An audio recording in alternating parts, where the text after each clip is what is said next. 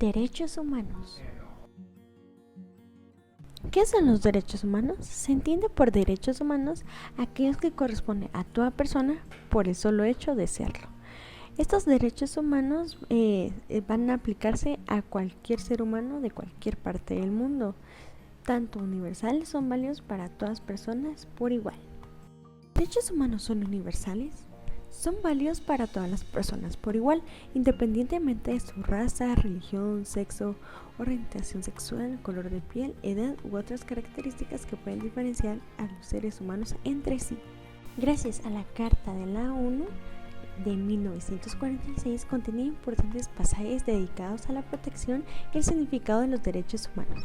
El primer acuerdo internacional al respecto es la Declaración Universal de Derechos Humanos de las Naciones Unidas. Esta contenía importantes pasajes dedicados a la protección y el significado de los derechos humanos. Clasificación de los derechos humanos. La primera dimensión de derechos civiles y políticos clásicos es el grupo del derecho a la vida y a la integridad física, la prohibición de la esclavitud y el trabajo forzoso. La segunda dimensión de derecho económico, social y cultural se deriva a una alimentación nutritiva, el derecho a mejor salud posible, el derecho a la educación y el derecho a la participación en la vida cultural. La tercera dimensión de derechos colectivos está compuesta por el derecho a la autodeterminación, el derecho al desarrollo, el derecho a un medio ambiente limpio y el derecho a la paz. Las principales características de los derechos humanos son inalienables, imprescriptibles, indivisibles, dinámicos y progresivos. La primera generación, estos derechos comprenden principalmente el derecho a la vida, el derecho a la libertad, el derecho a la libre circulación y el derecho a la integridad física. Son todos aquellos derechos básicos del ser humano. Uno de sus segundos nombres es que comprende los derechos civiles y políticos.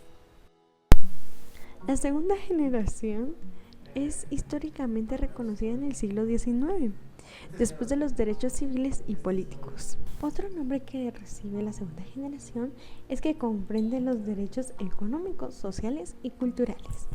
Algunos derechos de la segunda generación es que toda persona tiene derecho a la seguridad social, toda persona tiene derecho al trabajo en condiciones equitativas, toda persona tiene derecho a formar sindicatos y durante la maternidad y la infancia toda persona tiene el derecho a cuidados y asistencia especiales.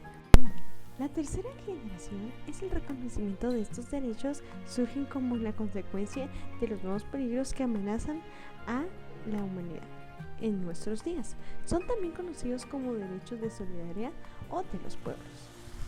Algunos derechos de la tercera generación son derechos a la paz, derecho a la coexistencia pacífica, derecho al entendimiento y confianza, derecho a la cooperación nacional y regional y el uso de los avances de ciencias y tecnología. En los momentos que yo vi el incumplimiento de los derechos humanos fue la pena de muerte, fue la tortura a una persona, la inseguridad, la muerte y por último insultar a una persona discapacitada.